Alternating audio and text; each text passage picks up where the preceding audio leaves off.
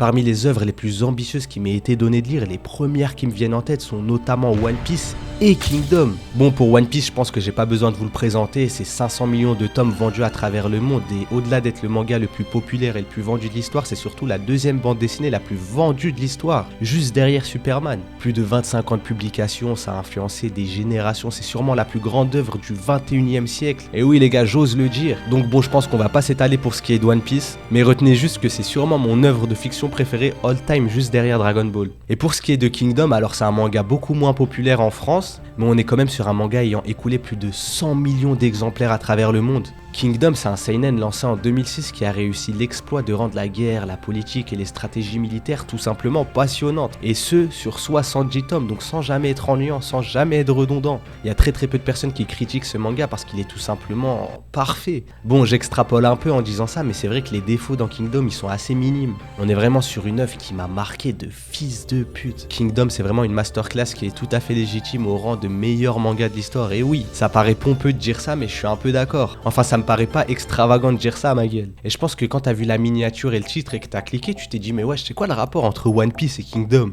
D'un côté t'as un seinen qui vise à plaire aux adultes et d'un autre côté t'as un shonen ultra populaire, ultra mainstream qui vise principalement les adolescents. Et ça veut dire que t'es en mode wesh, il raconte quoi là? Oui, il dit de la merde ma gueule, je vais mettre un dislike, je vais mettre un commentaire de merde. Et je t'en prie mon gars, ça me fait du référencement, mais en vrai laisse-moi t'expliquer tout simplement qu'en relisant Kingdom frérot, au-delà du fait que j'avais le barreau en lisant frérot, je me suis rendu compte d'une chose. Que ce soit pour One Piece et pour Kingdom, on parle d'œuvres qui osent le très grand. Des guerres démesurées, des armées qui s'affrontent, un univers vaste, cohérent, vivant. Et aujourd'hui, on va pas forcément chercher à savoir quelle est la meilleure œuvre entre ces deux-là parce que c'est totalement subjectif. Demain, tu me dis tu préfères Nana à Kingdom, je m'en bats les couilles, c'est ton avis, y a pas de souci, je respecte. Mais ce qu'on va faire aujourd'hui à mon humble échelle, c'est que je vais essayer de comparer point par point ces deux œuvres qui ont beaucoup plus de similitudes que vous le pensez. Et à la fin de la vidéo, on verra laquelle de ces deux œuvres est la plus pertinente et la plus réussie sur les points qu'on va aborder aujourd'hui. On voit ça tout de suite la famille. Wesh les frères, ça dit quoi Sleven? Like, abonne-toi, tu connais pour que je fasse de la moula, bref tu m'as compris. Aujourd'hui on se retrouve pour une vidéo ma gueule qui me tient à cœur, que j'ai beaucoup hésité à faire également parce que je me suis dit les gens ils vont pas totalement comprendre ce que j'ai envie de faire passer dans cette vidéo comme message. Et surtout ma logique etc. T'as vu dans ma tête c'est un peu le bordel, je suis un mec chelou un peu, je suis chez tout frérot. Mais je me suis dit que dans ma communauté ou même sur YouTube en général, il y a des mecs qui sont touchés comme moi, ils vont capter ce que je vais dire. Et au-delà de ça, cette vidéo elle me hype tout simplement parce qu'on va parler d'un de mes mangas préférés all time qui est tout simplement Kingdom et que je trouve vraiment sous-coté en France. Alors attention, c'est pas le manga de niche par excellence, non, c'est quand même quelque chose d'assez populaire pour les connaisseurs de manga, mais à mon humble avis, ça a pas le succès que ça mérite et c'est surtout adapté en animé d'une manière qui est assez, on va dire, discutable ma gueule. Lisez le manga les frères pour de vrai, il est beaucoup mieux que l'animé, le découpage, les dessins, etc. Mais bref, ça c'est secondaire. Et ce qui est fort avec Kingdom, c'est que ça arrive à prendre l'énergie du shonen et à la transposer dans un cadre politique, militaire, sérieux, adulte, dur, la guerre, tout ça tu connais. Et c'est pour ça que c'est exceptionnel, c'est légendaire, il fait partie de mon top 5 de mes mangas préférés all time, et ça c'est pas rien parce que Dieu seul sait que j'en ai lu plein des mangas. Enfin bref, aujourd'hui on va mettre en opposition deux monuments du manga, parce qu'en relisant ces deux œuvres, comme je vous l'ai dit précédemment et je tiens à le rappeler pour en rajouter une couche, j'ai vu beaucoup de similitudes entre Kingdom et One Piece. Et comme je l'ai dit précédemment en intro, c'est vraiment deux œuvres qui sont très ambitieuses. Dans ces deux mangas, on n'a pas peur d'intégrer plein de personnages, de faire des guerres ouvertes composant des milliers, des centaines de milliers d'hommes, avec un lore complet, des mystères, des mythes, etc. Et surtout un objectif grandiose pour les personnages principaux. Un objectif qui paraît tellement loin, tellement inatteignable, qu'on peut rallonger l'histoire de baiser parce qu'on est sur deux œuvres qui sont des mangas fleuves de ouf. Bon, pour One Piece, 1100 chapitres, j'ai pas besoin de te l'expliquer, mais Kingdom aussi les gars, 859 chapitres à l'heure où je parle, c'est quand même pas mal, on est vraiment sur des mangas super longs. Bon, la longueur elle est assez similaire évidemment, 200-300 chapitres de différence, c'est énorme, ça représente des années de travail, mais vous m'avez compris, on est vraiment sur deux très longues séries, donc c'est un peu comparable déjà sur cet aspect là, et c'est pour ça que je me suis permis de faire cette vidéo. Je vais pas comparer One Piece à Demon Slayer, ça a pas de sens en vrai. Bon, j'ai pris le pire exemple mais tu m'as compris, et sans plus attendre on va passer au premier point qui m'a tout simplement donné envie de faire cette vidéo, qui est tout simplement l'aspect militaire et les grandes batailles dans Kingdom et One Piece. Déjà dans One Piece, quand on parle de guerre ouverte, de grandes batailles etc, on pense directement à une multitude d'arcs, de sagas, t'appelles ça comme tu veux, que ce soit Marineford, Onigashima, Dressrosa et même Impel Down. One Piece ça a toujours été un shonen où les conflits de masse y sont présents. Et évidemment quand on parle de guerre et qu'on parle de One Piece, on est obligé d'évoquer Marineford. Dans cet arc on a de tout, de la hype qui monte, des moments d'anthologie, des combats d'anthologie, Des personnages légendaires, frère, l'entrée de Barbe Blanche, avec le Moby Dick, on est obligé d'en parler, gros, c'est exceptionnel, c'est important en plus les entrées de personnages dans les œuvres. Ça nous donne une espèce de fascination envers l'univers, le lore, le manga en général, tu vois, c'est kiffant, et quand Barbe Blanche il est arrivé et qu'il a fait BOUAH, il a tout niqué autour de lui, frère, incroyable, son surnom c'est l'homme le plus fort du monde, gros. Bref, on va pas rentrer dans les détails, mais dans cet arc, il y a vraiment des choses qui sont intéressantes, que ce soit pour le personnage principal, qui vit un traumatisme qui va le faire évoluer, qui va être très important pour la suite des événements et pour son arc narratif aussi, et également la mort de certains personnages super importants qui sont symboliques, tu vois, Barbe Blanche quand il est mort, ça symbolisait la nouvelle ère, qui était celle de Luffy. Enfin bref, on est sur un arc légendaire de One Piece, et j'aurais pu parler de n'importe lequel où il y a des batailles de masse, hein. Onigashima, ou dans une moindre échelle Dressrosa. Mais si j'ai pas parlé de ces arcs, c'est que vous vous en doutez bien, ils ont énormément de défauts. Il y en a un qui est symptomatique dans One Piece quand on parle de combat, de bataille, etc. Qui est tout simplement que les combats dans One Piece, ils sont de moins en moins immersifs et ils n'ont jamais vraiment été totalement. Alors je sais que c'est une bastos que je viens d'envoyer, t'as vu, c'est dur à prendre, à encaisser, à digérer, tout ça. Mais ça me fait mal le premier, comme je vous l'ai dit en intro. One Piece pour moi c'est... Mais il faut assumer ses positions, ma gueule. En fait, pour que tu comprennes bien, pour qu'un combat il soit réussi, selon moi, à mon humble avis, hein, c'est subjectif, c'est moi ce que j'aime, c'est mes goûts. Il faut qu'il y ait un peu de stratégie, un peu de tension qui soit mise en place, etc. Parce que dans One Piece, le problème c'est que patate, le combat avec Kaido, frère. Il n'y avait pas vraiment de stratégie, tu vois, c'était juste Luffy contre Kaido. Et attention, me faites pas dire ce que j'ai pas dit. Évidemment, dans One Piece, il y a plein de combats où la stratégie elle est mise en avant. Par exemple, récemment, le combat de Kid et Law contre Big Mom. J'ai trouvé ce combat exceptionnel, c'est sûrement le meilleur d'Onigashima, c'est même devant celui de Luffy et Kaido. Et pourquoi ça? Tout simplement parce que déjà l'échelle des puissances entre les personnages dans ce combat il était respecté de ouf, genre on comprenait rapidement que Big Mom mettait à l'amende Kid et Law, et pour pallier à ça ils ont mis en place une stratégie sur plusieurs chapitres, sur plusieurs épisodes, et la stratégie tu vois elle était logique, elle était super intéressante, et en vrai elle pouvait rater à tout moment. Ça veut dire que tu vois on était accrochés derrière nos sièges, on était à fond, on était vraiment plongé dans l'histoire à ce moment là, et je peux en citer plein d'autres des exemples comme ça, mais le problème c'est que dans One Piece les combats principaux les plus importants et même en globalité la majorité des combats, tu sais c'est toujours des patates qui s'envoient, Luffy se relève, il a un power up, il y a un moment émotionnel qui marche à chaque fois, attention hein. Oda c'est un maître en la matière. Et tu vois c'est un problème qui est apparu parce que je suis un lecteur aiguisé maintenant, j'ai grandi et tout, tu vois, mais à l'ancienne je kiffais, même maintenant je kiffe, je suis un gros bébé cadom, moi tu me mets Luffy quand on voit des grosses patates, je suis content de ouf. Mais à force de rabâcher le même système etc, et surtout que tu sais que Luffy il va jamais mourir, c'est redondant frérot, on est obligé d'être sévère, on est obligé d'être impartial, c'est comme ça. Et surtout que des fois la crédibilité des victoires de certains personnages, notamment Luffy contre Kaido, je sais que je fais que de répéter le même combat, mais ce combat il m'a marqué frère. Tu vois t'es pas totalement conquis par la victoire de Luffy, parce qu'en vrai Kaido objectivement il est beaucoup plus fort que Luffy. Même avant de commencer l'arc Wano Kuni, Oda il avait du mal à s'imaginer comment Luffy il allait le battre wesh. Et au final il a envoyé une grosse patate de fils de pute, il l'a mis KO, Zama il l'a envoyé dans l'eau. Et tu vois c'est pas un problème inhérent que à ce combat là frère, même le combat Luffy Katakuri c'était les ténèbres frère, il aurait dû mourir 1000 fois Luffy s'il avait pas le scénario avec lui. Et à la décharge de One Piece, en vrai, ce défaut, il est compensé par le contexte, la tension, et même l'épicness de certains combats qui a jamais été égalé. Franchement, sur ça, One Piece, c'est injouable. Et c'est vraiment là que One Piece commence à avoir du mal face à Kingdom, parce que dans Kingdom, la guerre, c'est le cœur de l'œuvre. C'est même limite injuste de comparer ces deux œuvres sur ce point de vue, tu vois. C'est comme si tu compares Tupac à Blueface. Ça se fait pas, ma gueule, c'est du manque de respect envers le hip-hop.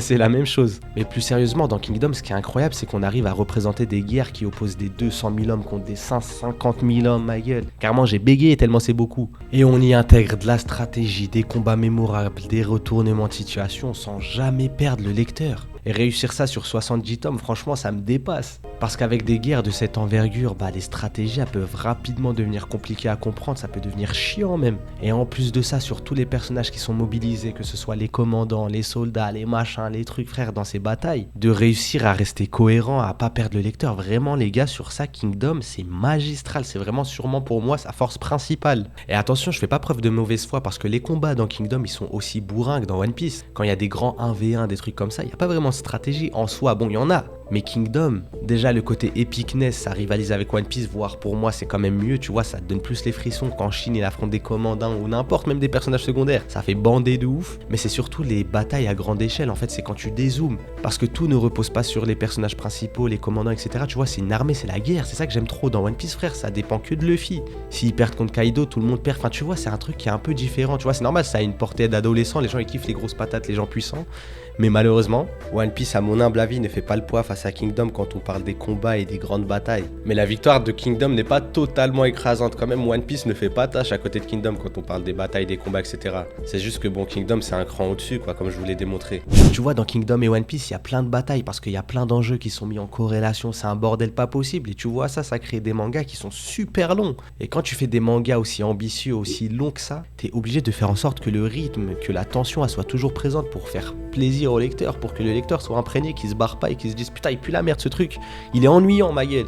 Et c'est pour ça qu'on va tout de suite parler du rythme et de la tension présent dans One Piece et Kingdom. Et là, on touche à un point très important. Parce que comme vous le savez, pour ceux qui suivent régulièrement mes vidéos et ceux qui ont vu ma vidéo Breaking Bad, il y en a 300, ma gueule, je fais 300 vues, je sais, mais il y en a, c'est sûr, il y en a un qui l'a vu parmi vous les frères, et merci déjà. Et de deux, quand vous avez vu cette vidéo, vous avez sûrement retenu le fait que je place le rythme d'une œuvre, mais vraiment au-dessus de tout. Pour moi, c'est quasiment le truc le plus important, et vous allez me prendre pour un fou, mais moi, je préfère une œuvre incohérente, mais avec un rythme de fou que l'inverse. C'est mon avis, c'est subjectif, je sais, c'est totalement une dinguerie de dire ça à ma gueule, je sais que c'est bizarre à entendre, mais moi je le vois comme ça. Et pour ce qui est de One Piece, en fait c'est un manga qui fonctionne avec des pics émotionnels. Parce que quand Oda il décide de frapper, il frappe très fort. Dans le côté émotionnel, dans le côté légendaire, dans le côté épique, il est trop fort pour ça. Mais entre ces pics, le rythme il peut être très étiré dans One Piece. Et surtout post-ellipse, des arcs super longs comme celui de Dressrosa qui aurait pu être compacté et qui aurait pu faire en sorte de vraiment synthétiser pour le plus grand plaisir des lecteurs et même pour le plus grand plaisir de Oda parce qu'il a pris beaucoup de retard pour son œuvre. Et ça c'est le propre d'une œuvre ambitieuse, évidemment t'as envie de tout raconter, t'as plein d'idées qui pop à chaque seconde. Mais synthétiser ça fait aussi partie des qualités qu'un mangaka doit avoir. Et je suis pas en train de cracher sur Oda, c'est un génie le mec, c'est vraiment du niveau Einstein. Non, je voulais dire comment il s'appelle, Shakespeare et tout. Mais malheureusement c'est la grande faiblesse de One Piece et de Oda. C'est souvent toujours le même schéma. Luffy ou les Mugiwara ils sont en train de perdre contre leur adversaire, ensuite ils gagnent, ensuite ils reperdent, ensuite power up ou je sais pas quoi, moment légendaire et ils gagnent. Tu vois, ça marche à chaque fois parce qu'on est des kikou et qu'il le fait trop bien Oda, faut le reconnaître. Mais sur le long terme, ça crée des combats qui sont super longs, qui sont répétitifs et tu vois qui ennuient le lecteur ou le visionneur, je sais pas comment on appelle ça, le mec qui regarde des animés en gros, t'as capté. Et c'est ça le grand problème de One Piece. Le rythme est beaucoup trop long, c'est une œuvre qui est limite pas très accessible alors que c'est l'œuvre la plus populaire du Japon. Et tu vois un mec qui a envie de commencer One Piece, franchement bon courage. Et Kingdom à l'inverse, le rythme il réussit à maintenir une tension permanente frère. Même hors des batailles, des grands combats, etc. T'as des enjeux politiques, des stratégies qui se préparent, des trahisons possibles, etc. T'es jamais vraiment tranquille en lisant Kingdom. Et ça fait de Kingdom une œuvre linéaire dans sa qualité. Parce qu'il n'y a jamais, tu sais, un arc de fou, ensuite un arc qui pue la merde, ensuite un arc moyen, un arc de... Non, c'est toujours maintenu. La qualité, elle est toujours à un certain standing. Et Kingdom a fait l'exploit de ne jamais vraiment décevoir ses fans. Parce qu'on est toujours sur quelque chose de au moins très bien. Et pourtant, Dieu seul sait que l'univers de One Piece, il est beaucoup plus riche et qu'on pourrait faire des arcs de transition beaucoup plus intéressants, beaucoup plus profonds, mais malheureusement c'est pas quelque chose qui a été fait dans One Piece. Mais dans Kingdom, au vu de la manière dont les enjeux sont posés, la tension est amenée, etc., franchement ça a gagné haut la main sur ce point là. La tension et le rythme dans Kingdom c'est mieux que One Piece, je suis désolé les gars, on s'ennuie jamais, il y a toujours des choses pertinentes qui nous donnent envie de voir la suite et tout. Et là on a parlé du rythme et de la tension dans One Piece, mais tu vois dans une œuvre, ce qui te fait rester, ce qui te donne envie de voir la suite, etc., c'est notamment les conséquences. Le côté dramatique, tu vois, c'est quelque chose qui est super important. Et on va voir ça tout de suite avec les conséquences et la mort dans One Piece et Kingdom. Et tu vois, je sais que c'est pas bien de tirer sur un homme à terre, mais dans One Piece, les morts, malheureusement, elles sont beaucoup trop minimes. Alors attention, il y a quand même des morts qui sont iconiques et qui ont permis de faire avancer le personnage principal, comme la mort de Ace à Marineford, qui est vraiment une mort pertinente pour les personnages de Luffy, tu vois, et même la mort de Barbe Blanche, etc. Franchement, le fait qu'il arrive à faire en sorte que des morts soient symboliques, comme celle de Barbe Blanche, qui signifie la nouvelle ère et qui est celle de Luffy, c'était des morts nécessaires et c'est des morts dans l'exécution qui sont excellentes parce que Oda, quand il fait mourir ses personnages, il le fait comme personne et ça faut le reconnaître. Que ce soit Oden, Kozuki, Pedro, etc. Même si c'est des personnages secondaires comme Pedro, tu vois, t'as toujours ce frisson, ce truc qui te fait dire putain sa mère il est chaud quand même ce bâtard. Mais les morts elles sont trop minimes dans One Piece, il y en a pas assez qui meurent, il y a des personnages qui survivent à l'impossible. Et ça c'est une des plus grandes critiques qui est faite à One Piece, personne meurt. Pourtant c'est pas faute d'avoir créé un monde super violent parce que dans One Piece les Rat Piece c'est des mecs qui se pètent à tout le temps, ils arrachent tout, ils volent à tout le monde et tout. Mais nous, quand on regarde One Piece, dans les différents arcs, y a pas grand monde qui meurt. Les personnages de One Piece, ils ont une belle étoile à chaque fois qu'ils font quelque chose. Il y a un ange gardien, il les protège de la mort, frère, c'est une dinguerie. Le plot armor de baiser, ma gueule. Et attention, léger spoil, même si ça n'en est pas vraiment un pour ceux qui sont pas arrivés jusqu'à l'arc Wano Kuni et Onigashima. Bon, déjà, c'est vrai que je prends beaucoup cet exemple de Onigashima, mais c'est parce que c'est un arc qui est assez récent et qui est assez parlant, tu vois. Et par exemple, quand Kinemon, il se fait transpercer la colonne vertébrale, il se fait jmeh dans tous les sens, et que ce bâtard, il arrive à survivre.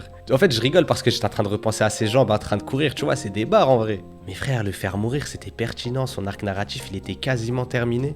Et tu vois, d'habitude, je défends One Piece et tout, mais là, sur ce coup, c'était abusé, frère. Il devait tellement mourir, ce bâtard, wesh. Ou même une mort que je peux citer qui se passe à Alabasta quand Pell, il est censé mourir parce qu'il est en train de soulever une bombe nucléaire et qui survit juste après 2 épisodes. Relou, frère. Et même sans parler des morts, quand Luffy il sort d'un putain de combat, il a jamais vraiment de séquelles, il a juste à manger de la viande et boire du lait pour que ses dents repoussent et qu'il soit en forme. Tu vois, la même chose pour Zoro, frère. Je sais pas, lui faire perdre un bras ou une connerie comme ça serait pas mal. Et ça serait cohérent surtout. Surtout pour un personnage aussi important que Zoro, frère. À chaque fois, ce bâtard il frôle la mort et un arc après, il est en train de se battre comme un monstre, wesh. Et tu vois, tout ça, ça fait de One Piece une œuvre assez prévisible parce que tu sais que personne va mourir, même quand ils sont au bout du bout, ils vont toujours se relever, ils vont jamais avoir de réelles conséquences sur leur pouvoir, etc. Peu importe. Et à titre personnel, je trouve ça dommage parce que quand Oda il décide de faire mourir un de ses personnages, il le fait, frère, avec l'art et la manière, gros, il est injouable. Mais bon, on peut pas tout avoir dans la vie. Et à l'inverse, pour ce qui est de Kingdom, bah la mort elle est omniprésente, même des personnages majeurs peuvent mourir. Tu vois, les conséquences elles sont réelles parce que la guerre c'est sale, c'est dangereux, c'est bresson, ma gueule, c'est les ténèbres comme ils disent à Marseille. Et après chaque bataille, après chaque événement grave qui se passe dans Kingdom, on voit les conséquences sur les habitants, sur les personnages, sur les antagonistes, protagonistes, tout ce que tu veux. Bah grâce à ça, Kingdom il renforce vraiment énormément le sentiment de guerre. Tu vois, ça fait partie du fait que Kingdom c'est une des œuvres qui t'imprègne vraiment le plus dans le manga. Tu vois, quand tu lis, t'es à fond dedans, frère. Carrément, petite anecdote, la dernière fois j'étais en cours, j'étais en train de dire Kingdom, le prof il était en train de me parler, la vie de ma mère je l'entendais pas les gars. Il était en train de dire, Leven, tu vois, j'ai fait ma tête, ouais, pardon monsieur frérot, je sais pas, il me posait une question à la con, en plus frérot, je suis en train de dire Kyukai contre un putain de général, tu me casses les couilles là. Et du coup, sur ce côté de conséquences, de mort, etc., je vais plus privilégier Kingdom parce que c'est vraiment réel, tu vois. C'est triste, ça me fait chier. Alors certains peuvent parler de choix narratifs différents pour ces 2 œuvres, mais je pense que c'est un peu de la mauvaise foi de dire ça parce que dans One Piece, en vrai, il n'y a pas grand chose qui excuse le fait que certains personnages ne meurent pas, etc. Tu vois, c'est vraiment une volonté de l'auteur pour, je sais pas moi, vendre des figurines. Ouais, je dis ça, en vrai, j'abuse quand je dis ça, mais t'as capté, il a peur, je sais pas pourquoi. Il y en a, ils doivent mourir, ma gueule, alors que dans Kingdom, même des personnages que t'as envie de voir encore plus évoluer, devenir grands, ils meurent, ma gueule, ils se font trancher leur teuté, ils se font couper en 2, c'est sale de ouf. Et donc j'accorde ce point pour Kingdom, et depuis le début de la vidéo, t'as l'impression que je suis en train de cracher sur One Piece, alors que c'est pas du tout le cas. Parce qu'on va tout de suite voir un point qui va aller en faveur de One Piece, qui est tout simplement l'univers de One Piece et de Kingdom. Alors c'est simple, Wallah, soyons clairs, ma gueule, carrément je te parle soutenu, aucune œuvre de fiction ne parle avec One Piece quand on parle d'univers, de world building, etc. Sur la tête des gosses, Wallah, sur la tête de ma bite, carrément, aucune œuvre s'assoit à la table de One Piece. Parce que dans One Piece, on a un univers complet, vivant, avec une multitude d'îles, de cultures, de personnages loufoques, iconiques. Et rien que sur ça, déjà, Kingdom, il se fait évincer de la discussion, et même tous les mangas confondus, et même Dragon Ball, les gars, ça me fait mal de le dire. Hein. Les mystères, les mythes, et même la puissance de certains personnages, parce que précédemment, je vous ai dit que les échelles de puissance, elles étaient un peu floues, elles étaient un peu démesurées, mais malgré ça, c'est une des œuvres avec laquelle les échelles de puissance, ça passionne encore les lecteurs. Qui est le plus fort entre Shanks, Mihawk, entre Barbe Noire, et Luffy, entre... Frère. Et tu vois, ça fait partie du lore, mine de rien, la puissance des personnages, parce que ça crée quelque chose de iconographique, iconique, je veux dire, Starfall. Ça crée quelque chose de mythique, t'as envie de voir leur capacité et tout, quand ils entrent en scène, ça te met les frissons, tu bandes et tout. Donc non, franchement, sur ça, Kingdom, j'ai même pas envie de développer One Piece, mais à l'amant de Kingdom, mais à des années-lumière. Enfin bref, on donne ce point à One Piece, mais... Pour se recentrer sur Kingdom, et l'objectif de cette vidéo c'est de mettre en avant Kingdom en tapant sur One Piece, je sais que c'est la pire manière de faire. Mais c'est ma manière frérot, tu vas t'y habituer ma gueule, c'est comme ça, et tu peux critiquer ce que tu veux dans les commentaires, fais-le parce que ça met du référencement, je kiffe, après l'argent et tout. Enfin bref, un argument qui va faire débat et moi-même j'ai du mal à trancher, qui sont tout simplement les personnages présents dans Kingdom et One Piece. Alors premièrement, pour parler de Kingdom, les personnages en globalité, ils sont monstrueux. Et quand je dis ça, je suis pas en train de dire que dans Kingdom, il y a les meilleurs personnages all-time, non. Quoique en vrai, ça se débat, pour moi, franchement, on peut le dire. Genre en moyenne, si tu prends tous les persos de Kingdom, on peut leur attribuer une note de 8 sur 10, frérot, facile. Ils ont tous une personnalité, un arc narratif, un rôle précis à jouer dans l'histoire. Carrément, j'ai juste à te dire certains noms pour que tu retournes ta veste et que tu dises que Kingdom, ça met à l'amende One Piece de ouf sur les personnages. Kanki, Ryofui, Riboku, Uki et même des personnages secondaires que t'as sûrement oublié comme Mangoku. Qui se rappelle de Mangoku alors que frère, ce personnage il est exceptionnel et c'est un personnage secondaire. Frère, sur la vie de ma mère, tout le monde rêve d'avoir un antagoniste pareil. Gros, franchement, sur l'écriture des personnages, Kingdom c'est magistral. Et pour parler de One Piece et de ses personnages, en fait, c'est pas qu'ils sont mal écrits ou qu'ils sont pas très pertinents. C'est juste qu'en globalité, sur l'intégralité des personnages de One Piece, bah, y en a plein qui sont oubliables, il y en a plein qui sont clichés. Malgré des fulgurances, hein, des Luffy, des Doflamingo, des Oden Kozuki, des Rocks, etc. etc. Il y a des excellents personnages dans One Piece, hein. Je dis pas l'inverse, c'est juste qu'en globalité, il y en a plein qui sont oubliables et malheureusement, dans Kingdom, il y a énormément de personnages aussi. Mais ce qui a vraiment fait pencher la balance en faveur de Kingdom, c'est notamment les personnages féminins. Dans One Piece, c'est un cliché, c'est un truc qui est aussi beaucoup critiqué, mais les personnages féminins, frère, à part avoir des gros bezouls sa mère, les mêmes qu'on voyait au Hammam quand on était cheapeux, ma gueule. C'est pas ouf niveau développement, franchement, j'aime pas trop, hein, à part qui, Big Mom, et encore. Alors que dans Kingdom, frère, t'as des Yotanwa, des Kyukai, la Reine Mère, etc. Frère, c'est des personnages féminins qui sont exceptionnels. Genre vraiment, c'est parmi les meilleurs persos féminins que j'ai jamais vus de ma vie. Du moins dans des mangas. Et donc je pense pour ceux qui ont vu Kingdom, vous allez pas me sauter à la gorge, même si vous êtes fan de One Piece, mais Kingdom prend largement ce point. Et pour rester sur les personnages, on est obligé de comparer qui des deux protagonistes des deux œuvres qu'on aborde aujourd'hui est le meilleur, le plus pertinent, le mieux écrit. Entre Shin et Luffy. Et là on arrive à un point délicat, parce qu'on va pas se mentir que Shin et Luffy c'est des personnages assez génériques, ou en tout cas sur le papier. Pour les deux on est sur des personnages fougueux, ambitieux, qui s'en battent les couilles des conséquences, qui veulent vivre libre, qui baisent le système et tout. Et déjà si on commence par parler de Luffy, on est évidemment sur un personnage super iconique du paysage manga, et au-delà de ça c'est un des meilleurs personnages de son œuvre. Tout au long de l'histoire il va évoluer, ça va être très progressif au vu de la longueur de One Piece. Mais par exemple avec des événements traumatisants comme la mort de Ace, les bifs qu'il a eu avec son équipage, notamment celui avec Usopp qui est un des meilleurs combats de One Piece notamment. Tu vois Luffy, malgré que ça soit un Be'aloul, que ça soit un Sgek, tu vois c'est un vrai capitaine qui sait être mature quand il faut. Et ce décalage entre sa manière d'être et son statut, en vrai c'est quelque chose de quand même pertinent, d'intéressant à voir. Et pour moi il tombe rarement dans ce piège d'être un héros débile, grave con comme Goku dans Dragon Ball Super. Des fois ça arrive c'est vrai, mais c'est très rare, il est fidèle à lui-même Luffy, il est bien écrit, il est cohérent. Et même au-delà de ça, son intelligence émotionnelle, etc. Si on parle dans de la branlette mentale, il y a plein d'angles avec lesquels on peut aborder Luffy et le trouver super intéressant. Mais de par ses choix, de par sa manière d'être, etc. Et aussi quelque chose, je sais pas si c'est fait exprès de la part de l'auteur, mais le fait que Luffy, il ait jamais eu de case où il pense, où il réfléchit à l'intérieur de lui, c'est une des meilleures idées que j'ai pu voir. Et franchement, ça fait de Luffy un excellent personnage, genre vraiment un des meilleurs protas de tout shonen confondu. Et pour ce qui est de Shin, c'est un personnage qui est un peu plus centré sur la détermination, la résilience, etc. Et tu vois, Shin, c'est un mec qui évolue vraiment beaucoup dans l'œuvre de Kingdom, vraiment. Mais il reste fidèle à lui-même et peut-être un peu trop, je trouve. Dans le sens où il est toujours déter, il doute jamais vraiment, etc. Tu vois, évidemment, les gars, moi je kiffe de ouf, mais faut pas se mentir, Shin il se fait vraiment évincer par plein de personnages de son œuvre. Shin n'est pas pour autant un personnage cliché qui n'évolue pas, qui pue la merde, non, vraiment pas. Il évolue dans un monde sombre, il arrive à s'adapter, c'est pas un pleurnichard. Il y a des enfants qui sont tués, il y a des vieillards qui sont massacrés, tu vois, Shin il est contre ça et il est fidèle à lui-même et ça j'aime bien. Et c'est pas un mec qui va pleurnicher et qui va tout arracher juste pour ça, non. Il arrive à s'ancrer dans sa réalité et ça moi je kiffe. Enfin bref, il y a une vidéo à part entière qui arrive sur le personnage de Shin parce qu'il y a énormément de choses à dire et je trouve que le traitement qu'il subit il est assez injuste parce que les gens ils parlent pas assez de ce personnage. Mais malheureusement, pour Kingdom, j'accorde ce point à One Piece et ça me fait plaisir d'un côté, tu vois. Parce que frère, c'est Luffy en face, ma gueule, c'est compliqué pour toi, Shin. Tu t'es bien battu, ma gueule. Mais baisse les bras, hey. Ouah, Starfall là, je voyais pas le retour, mon bonnet, je l'ai mis comme un ouf, wesh. Enfin bref, comme vous l'avez compris, je suis un fan ultime de ces deux œuvres, que ce soit One Piece ou Kingdom. J'aime trop, pour moi, c'est des réels chefs-d'œuvre. Alors l'un plus que l'autre, à mes yeux, oui, One Piece. En soi, objectivement, c'est pas mieux que Kingdom, hein. Tu sais que si tu prends un œil objectif, Kingdom est mieux que One Piece et je sais que c'est dur à avaler, mais c'est réel. Si on est impartial, si on est froid, Kingdom est mieux sur plein de points, mais One Piece reste dans mon cœur le numéro 1, l'œuvre la plus ambitieuse de tous les temps, la meilleure œuvre du 21e siècle. Mais j'ai fait cette vidéo pour mettre en avant déjà les similitudes que je trouvais entre ces deux mangas parce que personne n'en parle, et surtout pour mettre aussi en avant Kingdom, parce que dans la sphère YouTube, il n'y en a pas énormément qui en parlent de cette œuvre. Et je voulais vraiment remettre les pendules à l'heure, alors j'espère que cette vidéo vous a plu et j'espère encore une fois que ce format il vous plaît les frères. En tout cas les frères, c'était Eleven, prenez soin de vous, et moi je vous dis à la prochaine pour une autre vidéo les frères, je vous aime.